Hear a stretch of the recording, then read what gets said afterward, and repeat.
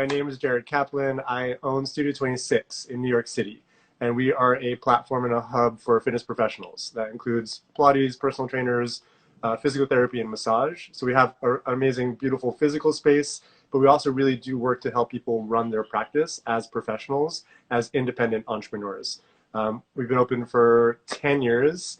Oh, nice. An adventure the past 6 months, so we'll kind of flag that. But yeah, it's great. And I was a Pilates teacher and personal trainer for 15 years, and about 2.5 years stopped seeing all of my one-on-one clients so I could be full-time CEO and actually run the business side of it and really Okay. take over. Yeah, that's great. That's a courageous step. I mean, I talk a lot about that transition from the easy money to scaling your business. Yeah. Hey, Sarah. We got one of our trainers who just jumped in. Hi, Sarah, Sarah. thanks for joining.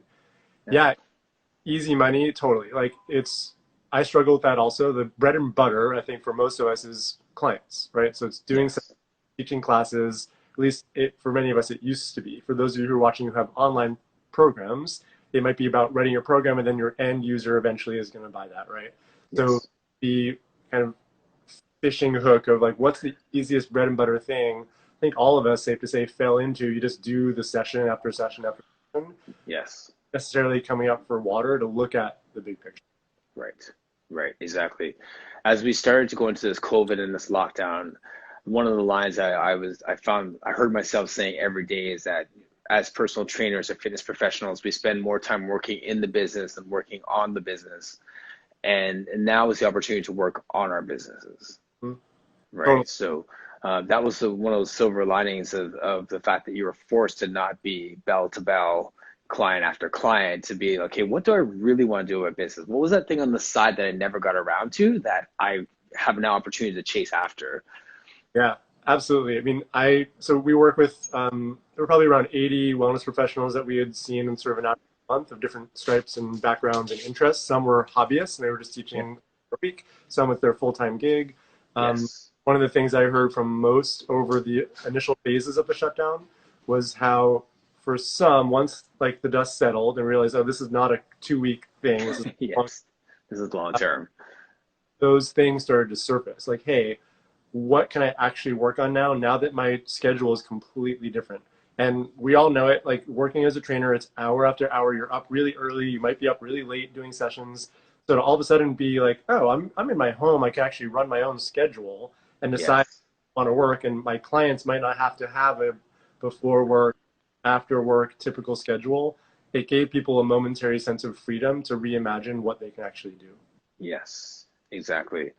And then circling back to what we were saying about focus, Hmm. and our conversation offline earlier was about understanding, like getting clarity in a sense to what we want to do. Can you speak to that a little bit more? Yeah, of course. So I'll speak personally first, and I can talk Sure. about what I've seen out there, so to speak, is we all tend to, if you think about today, like what have you done so far in your day? It's 10:15 in New York City. The things you've probably done were just habits.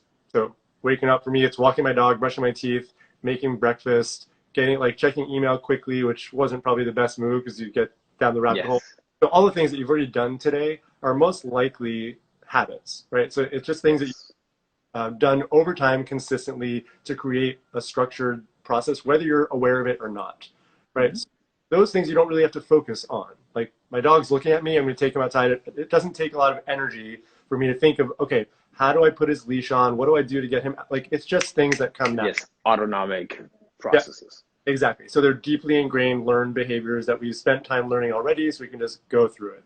But the focus piece, I think, as we're talking about it today, is those things that you actually have to put effort and attention to because you want to create either a new habit, a new routine, or a different outcome, right? Yes.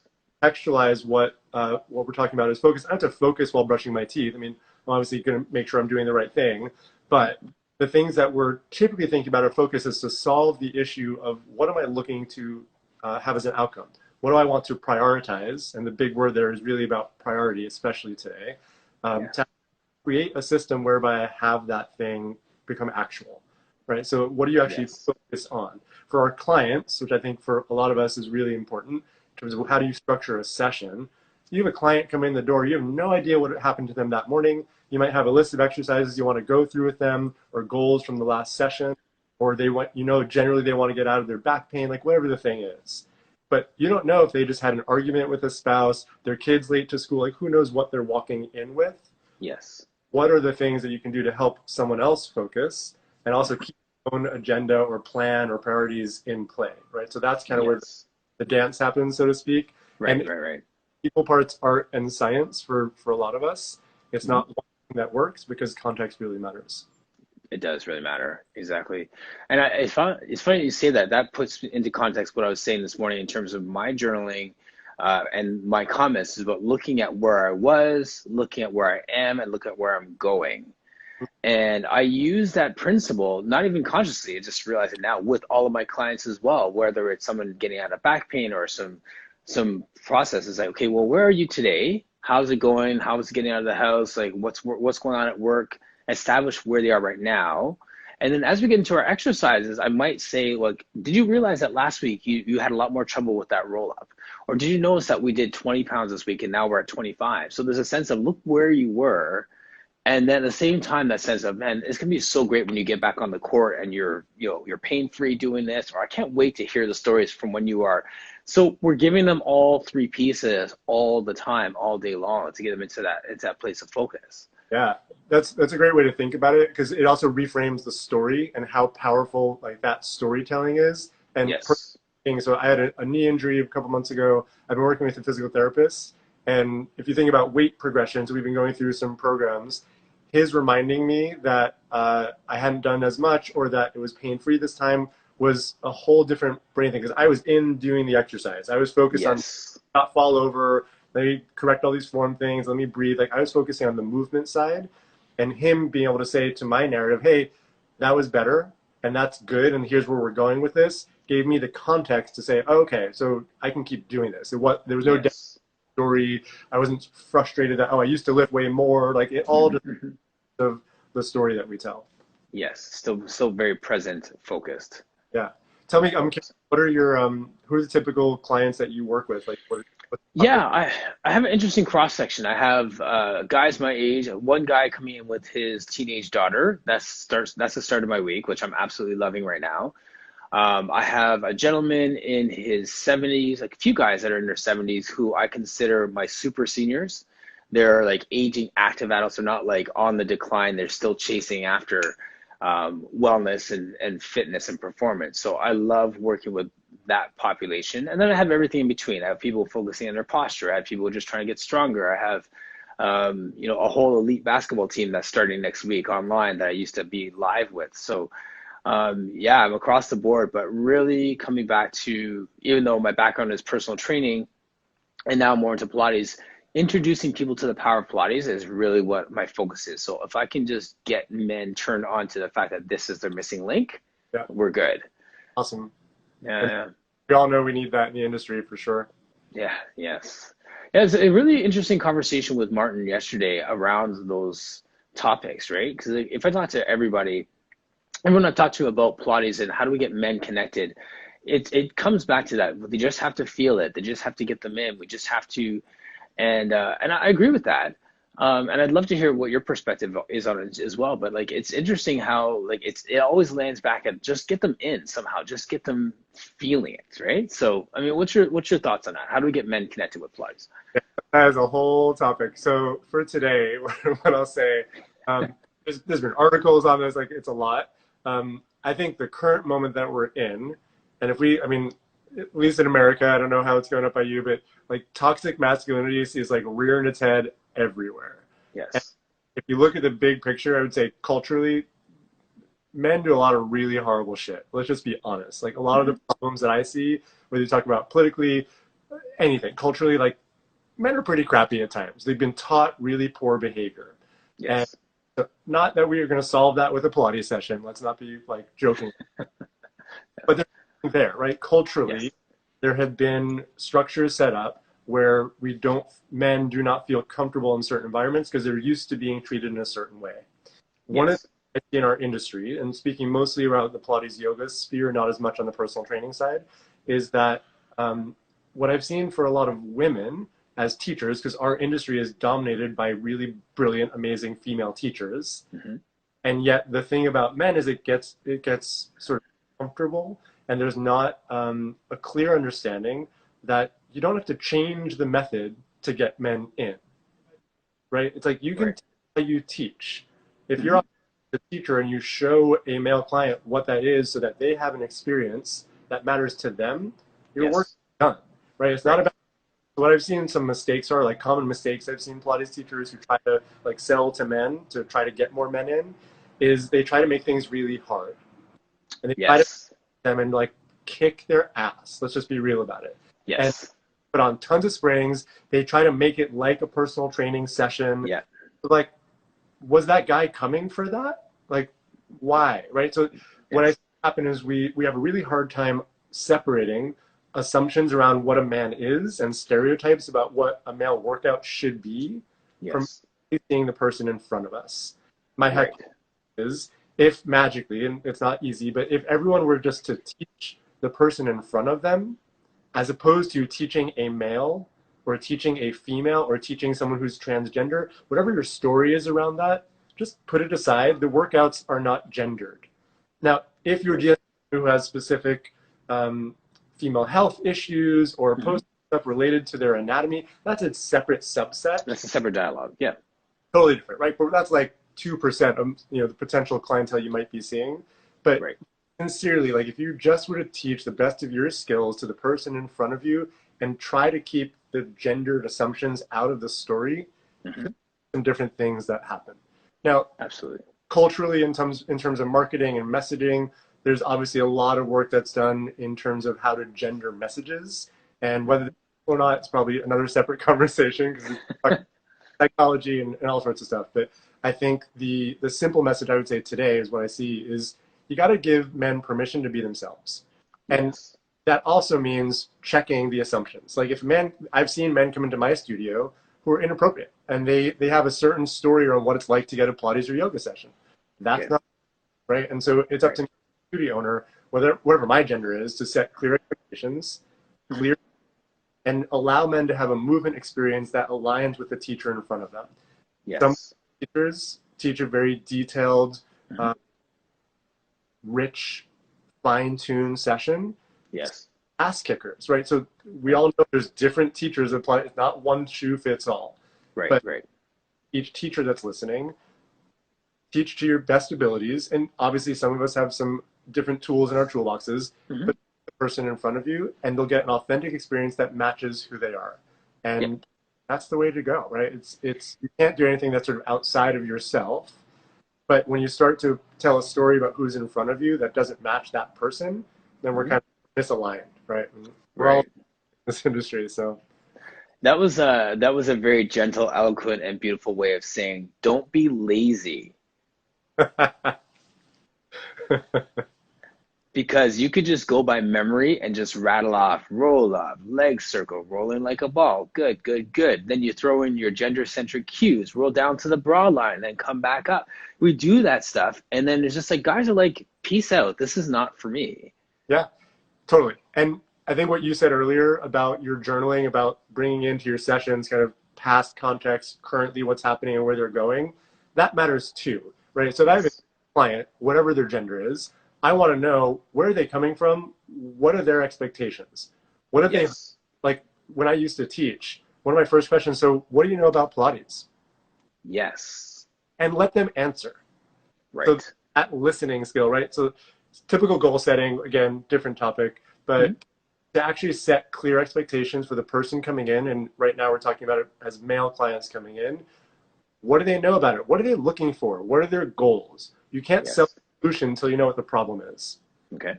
right? Yeah. So Right. you tell someone, hey, here's what Pilates is, and throw it at them when you don't know what they're actually looking for. You might have just lost Hmm. that client because they might want flexibility to improve.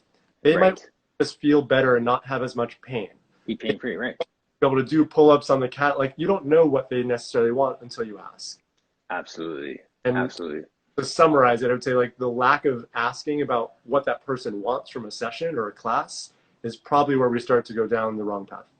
Yeah, exactly. Now, how much of that, Jared, do you feel is from our personal training background where you would typically start with some kind of consultation and trying to sell them training sessions, but that starts with the why, starts with goal setting and stuff. A lot of times in Pilates, because we know the exercises, we know where we want to take people, we just start to take them there and don't take days, hours, whatever it is, to really unpack what that person's personal why is for being in the space. Yeah. Sorry, ask me one more time. Yes. Do Listen you to think so? Is that in just coming full circle with that? A lot of that comes back to the fact that we don't spend a lot of time on goal setting. And that's not usually something that we talk a lot about in the Pilates space, a consultation before you start. Like, I mean, it's just not it's not the fiber of a lot of, training, apprentice programs and stuff for Pilates. I know some do, some spend some time with that and movement screens and stuff, and some don't, right? So, but it's not the main approach. Totally. I've seen it lots of different ways in all the Pilates studios I've ever taught at, and big gyms as well, right? So I've seen lots of different systems. What I would say tends to be the most successful are those individuals who are able to take something like a system and make it their own to connect with the person in front of them, right? So I've seen it on a bench at my studio. They might have an iPad with their typical questionnaire, and you have to know how you best operate. Some people are really good with data and metrics and accountability and progress goals, and like that's part of their sell. Mm-hmm. They want to engage with their clients, and they literally a session checking off goals and sets and reps or exercises and things like that. In the Pilates space, it's less done, but it's a little bit more intuitive, right? So people, as you mentioned, hey, we did a red spring last time. Now you're on 2 reds, right? So we do it in a different way. Some do it not at all, like, right? So it just depends how you work best. I still think it's imperative for any business, whether it's a Pilates session, yoga, personal training, whatever, that you're clear about expectations up front, so you know if it's a good fit. And just that you can put someone through a series of exercises and they're going to be a happy customer, you've done them the disservice of not being specific to what they are coming in for, and then what's a better experience for them. And what you're selling, if you're selling a cookie cutter class, it might not matter for you.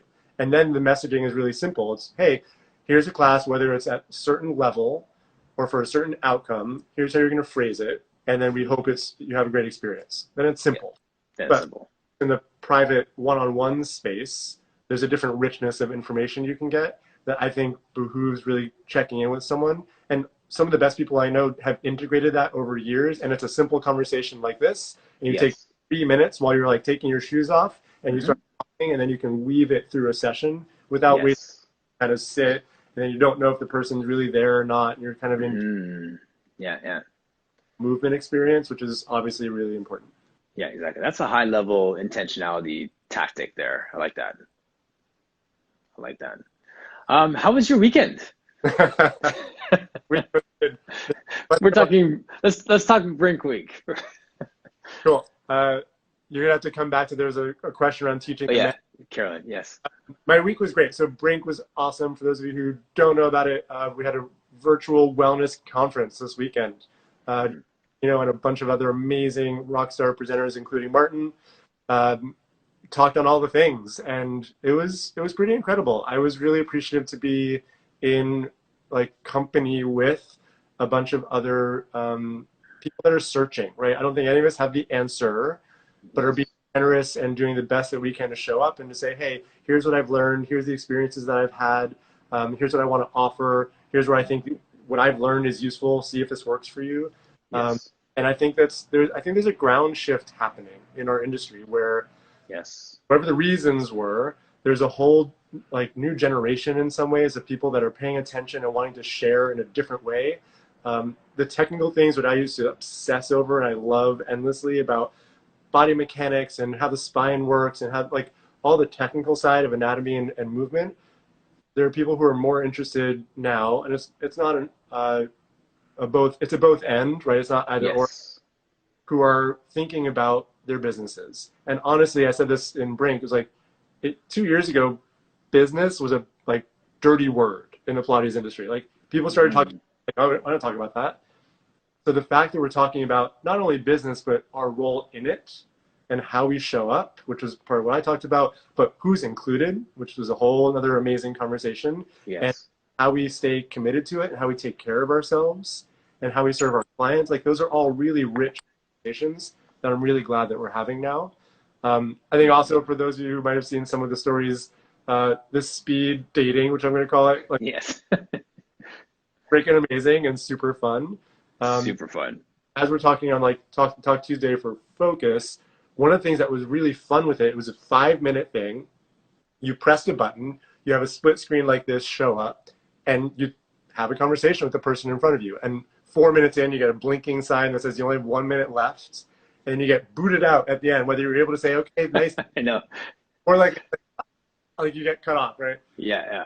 Amazing just to connect with people. And as you said earlier, like the social starvation that we're in, uh, the social thing I think for teachers is not talked about a lot. We tend to socialize with our clients. And if you're Right. hour after hour, session after session through the day, for me, that was my social life because Hmm. I have other time, right? At 6 Right. a.m., coffee with a friend, I have clients to teach. At Yes. 8 p.m., when I'm done teaching, or 9 p.m., I have to go home and try to eat something and get to bed so I can start all over again. I'm not going out to like a casual dinner at 5 o'clock with friends as a trainer. It Right. doesn't, and there are ways we can shift that, but that's the typical structure I see most teachers teach in. So the Mhm. cost of that is that like having a kind of robust social life or even getting to talk to peers like this Yes. is less it just doesn't happen. And by the way, like kudos to you for putting this out there because you are talking with people all over the world and it's amazing.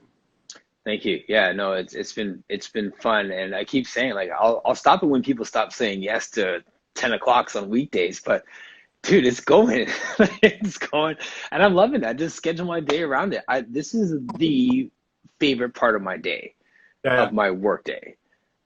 Like honestly, and these are great conversations. And I see like Mind Body Miller right there. She Megan was there on the weekend as well, and she was loving it. And one of the things you said a minute ago, which I wanted to come back to, was who's included in the conversation. yeah. And I had one of the pieces that I was talking about that really resonated with people was that notion of locking arms with. So when I was talking about the different levels of mentoring, one of them was those you lock arms with. And then it went into a side conversation, which I welcomed, where it was, who are the voices that have been saying certain things for a long time that we're now hearing for the first time? The example I used was a friend of mine who was doing online training for bodybuilders 15 years ago. And we looked at her like, that doesn't count. That's like, it's not in real life. So that's not real training. You're not a real trainer. That was kind of the message that was sent. And now all of a sudden she's getting requests for podcasts and she's doing workshops. She's doing training on how to build your online business. There are so many voices out there that have been saying the same thing for a long time that now have a new voice. Yep. And then, Black women in Pilates was an example that was used in the comment section, and that we went down that road of just talking about there are so many amazing, talented women of color who are doing great things, who have been doing great things, and now are being heard for the first time. It's And they didn't come out of nowhere. They didn't start teaching yesterday. They've been that's it. And the thing I loved about that weekend was it wasn't a what have you done for me lately conversation. It's a let's celebrate the fact that you've been here and let's celebrate the fact that you're being heard now, as opposed to let's be bitter about the fact that you're hearing me for the first time. There was such a positive spin to the weekend, which I want to acknowledge every opportunity I get, because our language a lot of times is really putting a thumb on the people who have been oppressing us, as opposed to celebrating the fact that there are really awesome people doing amazing work out there. Yeah, yeah. I think that's really generous of you. I would say that personally speaking, both are really important. Both to and speaking to call out systems and structures while Mm. also acknowledging like the good and the progress that's happening. Yep, yep, yep, absolutely. Let me go back to Carolyn's comment here. She was talking, totally agree with teaching the human in front of you, but it's still a bit different to teach a man or a woman. Absolutely. And then we're talking about the why. She's saying always asking why. That is coaching before the training starts. Set goals. I would add to that it's also part of the during conversation, because those whys change. The big why and the small why change. Yeah, uh, I would disagree. Like nicely, I would disagree that you still have to be a man or a woman because I don't Okay. subscribe to it that it's a fixed thing. I don't see gender as Yeah. that static, that every man is going to fit this profile. I know mobile men who have a really different physiology and they need different things for their joints to be strong.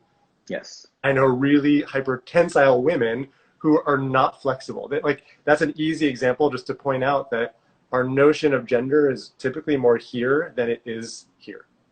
And Yes. say, well, teaching men is different. Absolutely, right? Mhm.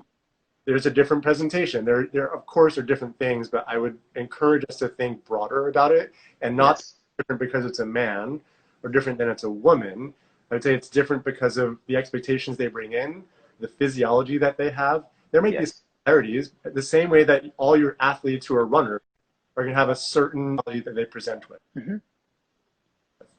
All your Absolutely. all your deconditioned office workers are probably gonna have, like my lawyers all have a certain mindset. Like, oh, they're a lawyer, so I know that I have to deal with this, this, and this, right? Yes. Have to be a little bit careful to say that it's one shoe fits all. And Hmm. the my bias and what I've seen over time is it's less about, oh, this is a man, so I have to do this. Even though there's similarities for a lot of men, and there of course are common things that men will experience, Hmm. but there are also men who don't experience that. So how do you teach that? And if you're clear Yeah. that person, then of course set up. Yes. Yes. So we're getting confirmation. Black Cat Pilates homework. I wish I knew people's names. Oh, it's Caroline. Yeah, that's Yeah. Yeah. a Yeah. man and a woman. Yeah. Yeah. Yeah. Exactly. I mean, I've been like, if you watch any of the past ones, I was joking about the fact that it's not about man or woman, black or white. It's about dancer or non-dancer. Like, I can't wait to blow up that part of the conversation. As a former dancer myself, yes. there's honestly, like, it's not to beat a dead horse, but there are different kinds of dancers. Like our Of Broadway course. is a different thing than a ballet. There's Hmm. dancers, but how you teach that individual really matters.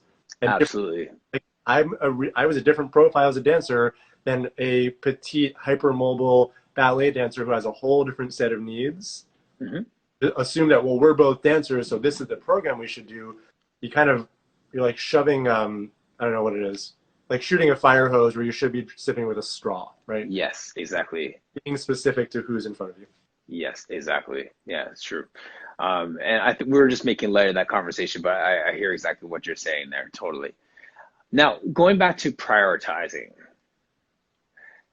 one of the things I was saying right at the beginning is one thing to learn how to say no, and it's another thing to be courageous to say yes, right?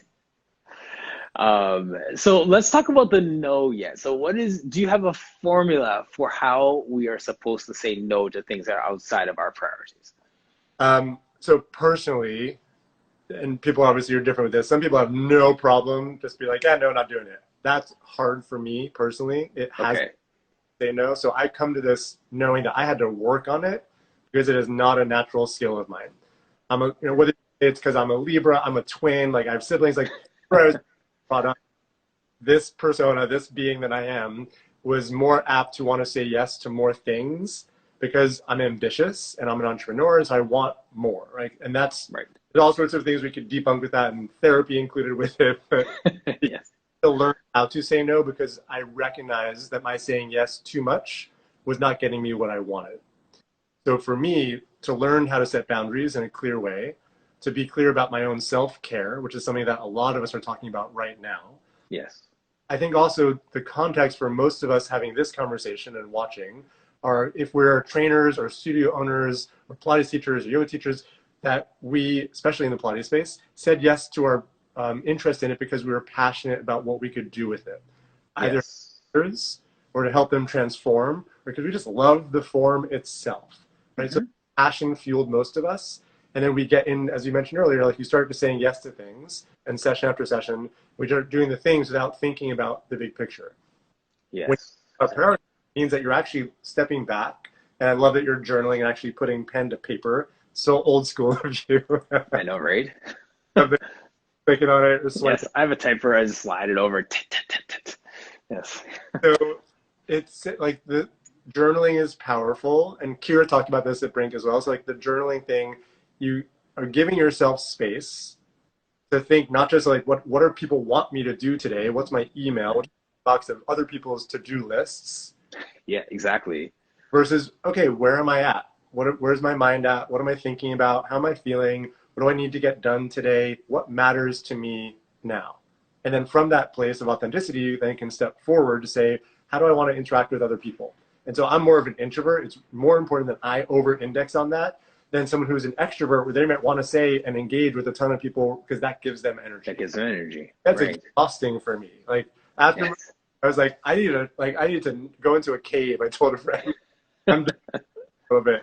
So like the fact that I'm talking with you, big ups. Yes. So in terms of setting priorities, again, context matters. Knowing what you need if you're an introvert or an extrovert. If you are, if you have a family, you're gonna have different priorities than if you're single, right? So all the context for who you are start to dictate what you need to set up for yourself. So my way is Mm. going to work for everybody. As someone who's more introverted that has a business, I needed to be really clear about my own self-care and work Yes. a beast to make time for it. Because if I didn't, it was never going to happen. Right. Like I will do, I've had those 12 hours like client days, right? I've done those crazy session days where I'm just like working nonstop because I'm in the flow and it feels good and I like, Hmm. there's a cost to that over time. And I Yes. started at some point say, okay, I'm spinning my wheels, so I need to step back and say, what are my priorities now? And then stick to that and come up with structures and systems to keep me focused on that. Yes. Absolutely. Yeah. No. It's everyone has a story. Honestly. Yeah. Yeah. We say yes to ourselves.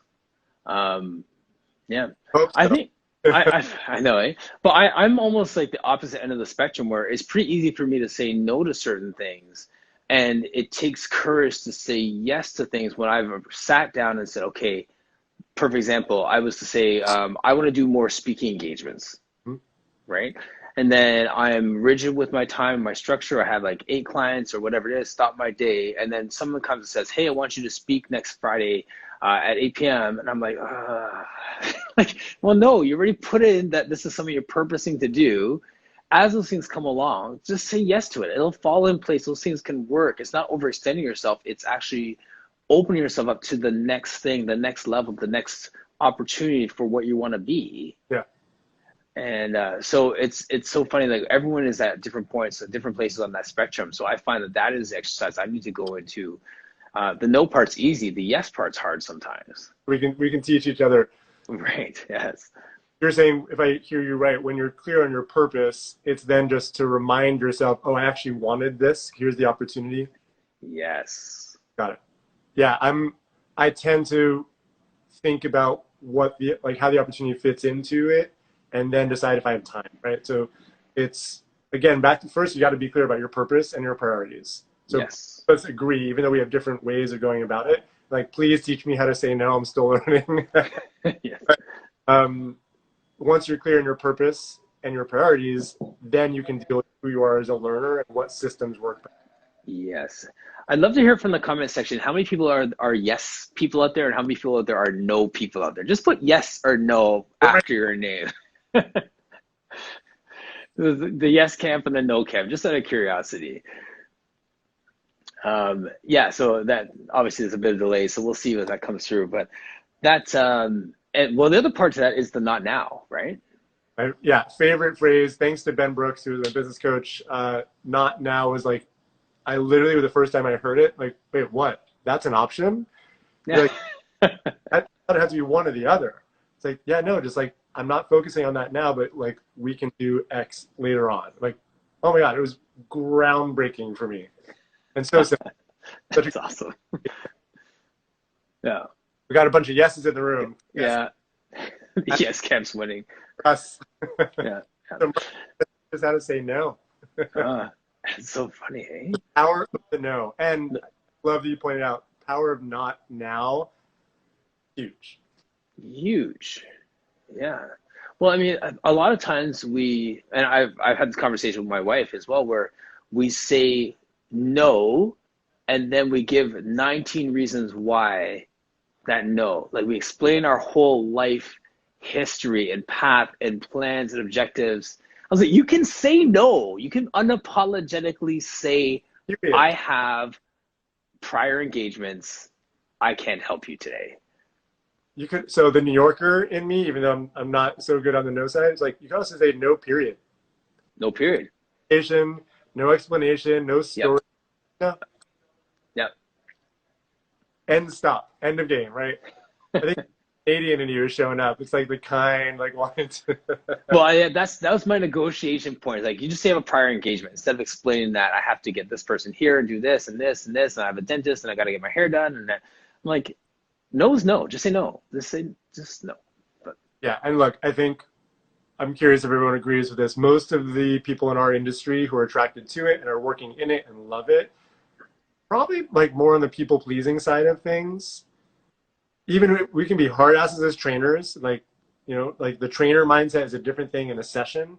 We yes. tend to like be a little bit more lax on the people side. Hmm. An observation. I don't know if that's totally No, it's 100. true. I don't like to generalize, but that's kind of like if I were to guess. I think that's where we're Yeah, exactly. Let's call them hypotheses instead of generalizations. fair. Totally fair. Right? Because we come at things like I wonder if that's like like we're saying about training. Like if I say I have a team of basketball players, my hypothesis is every hamstring in that room is going to be tight, Yeah. right? Us Pilates peeps don't necessarily always look to like hard science to dictate. We tend to go on instinct and observation and study. Uh, Yes, whereas my PT friends, they're looking at journals to then show them who's in front of them. Hopefully, what we all do well is use the best of our skills to assess, see what's happening, use the best of our experience, and then see if it's actually true, which yes, is the scientific process, right? It's like you have a hypothesis, test it, see if the person in front of you fits it or not, and then make a different choice. yeah, exactly, exactly. How did you find Pilates? There were two versions. One was I was on the Cadillac being pushed by a dancer friend when I was dancing in a dance company in San Francisco and had like a rib injury, and they generously decided to give me a session. And all I remember was that I was just sort of being manhandled on the Cadillac. Like a Thai massage, just like bend you in every different, yeah. Yeah, there were some good things to it. Some joking about that, but I also remember looking over in rehearsals and seeing them hyperventilate on the floor, which I now know was them doing the 100. Gotcha. Yes, They're not moving, but they're breathing really heavy. yes, yeah, Forward. I took an adult gymnastics class and sprained my fourth metatarsal. Ended up in physical therapy, and part of PT was doing footwork on the reformer to get my foot to work better. And okay. it blew my mind as to what training could do at a detailed level to help Hmm. me get back into performance mode. And that was the light bulb. It was like, I want to do that for people. Yes, That was my real entry into Pilates, was that PT process to get back into moving really well and performing on stage as an athlete and a dancer. yes, That's when I was like, oh, I got to do more of this. yeah, yeah. From the performance perspective or from the corrective exercise perspective, I'm that or a person. little bit of both? I'm totally into both. Yeah. I I love that I could lift weights to get stronger and look better on stage. I love that I could use Pilates to rebalance. Like choreography when you're a dancer is usually one way or just all sorts of messed up, and that I could use Pilates as a way to center and integrate my body and kind of get back to more of a centered position, not Yes, lopsided on one thing. And really as a feedback mechanism to sense my body in space was amazing. yes, And right, I get stronger and all the benefits of it physically. Um, right, I love the corrective exercise because I love being able to see like what is that one thread that if you pull it changes the whole body. And yes, like as I transition out of teaching to running my business, it's kind of the same thing I'm doing in terms of solving business problems. I look mm, holistically and say, hey, what area of the business, whether it's marketing, messaging, communications, PR, operations, which one of those things, if we solve or strengthen that, has an unlocking effect on the rest of the business. yes. Yeah, fantastic. I can imagine it'd be so fun to work with you as a client when you have that lens that you're coming at it from. That's That would asked be, my yeah, yes. now that I've been training for 2.5 years. But yeah, I would say the people that I am attracted to as trainers, they're able to they're like have an actual connection because let's be real, you don't want to spend an hour with someone if you don't enjoy their company. Yes, And especially if you know that someone else could probably give you similar results and you'd actually enjoy your time with them. It's a commitment. right. It What is. spend an hour of our time these days, unless you're doing IG Live, but to actually spend an hour with someone, that's kind of precious these days. It right? is. I don't have the stats on me right now, but doctor's appointments. You think about major medical issues. You see the doctor for like 3 minutes. So they're looking Right. at spreadsheets and information and lab results. By the time they come into the room to actually see you, it's a Hmm. couple of major life decisions. Right. But Yeah. I have an hour of time with another person in a session or a class is incredible. For me Right. now, I'm replacing that by working with other studio owners or trainers to help Hmm. coach them. So for me, that's how I've sort of transitioned it to then have Yes. rich experience or conversations like these to make Hmm. decisions on how people can actually do more of what they love to do or actually grow their business or be happier with their practice. Yeah. Yeah. I love that. And Jerry, I'm sure that you're awesome as that business coach as well. Because you think about it, we want to be like, it's not a question of what we want to do when we grow up. It's like, who do we want to become? Right.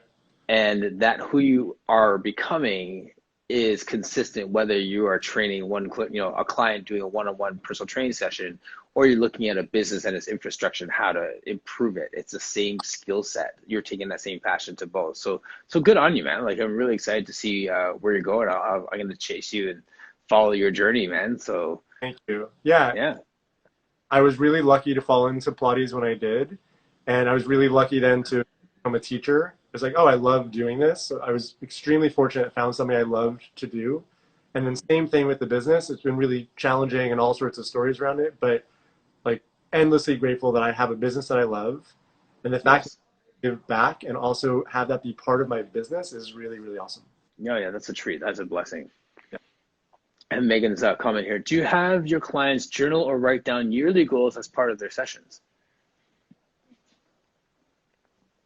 So for me right now, it's really about the trainers. So in terms of their Yes. businesses, yeah, absolutely goal setting is part of what we do. I was actually talking with someone yesterday about how, like, where they're at and just kind of doing a big assessment for Yeah. where they've been, what they're currently doing, and what they want. So very simple goal setting exercises and processes, which we've all done versions of, but Yes. absolutely writing things down is critical because otherwise you're making it up all the time. And we have to take ourselves out of a feeling state into an Hmm. activity state if we're going to actually make progress or change things. Yes. If you're happy with where you are, great, like, don't have to do it. But if you're looking to like improve something, change it a little bit, it does require some of those processes, which Yep. is back to how do we create habits, how do you do Yes. this, how do you prioritize, and then really how do you hold yourself accountable. Accountable. Right. Yeah. So who is your ideal client in terms of businesses coming to you? The person who is like working on the floor at a gym and wants to branch out into working with, like opening your own studio, or the studio owner who's semi-successful and wants to take it to the next level? Do you have a person that you're most passionate about working in this business continuum? Yeah, thanks. That's a great question. Currently, it's really the independent trainers who they love what they do in terms of the physical work, but they don't really know how to continue on a sustainable level to make it work as a business. So Okay. the kind of bread and butter of the clients that I work with in New York City are independent physical therapists, massage therapists, Pilates teachers, personal trainers who are really good. They have a stable or like growing client base. They're really passionate about it. Most of them are in it probably like 3 to 10 years and Hmm. looking to have some support on how they can run their business when they don't really have a lot of time to do it. And Yes. kind of the sweet spot. I've also consulted and worked with people that are studio owners, people that are ambitious or just looking to get started. So there's Hmm. been, right, Yeah.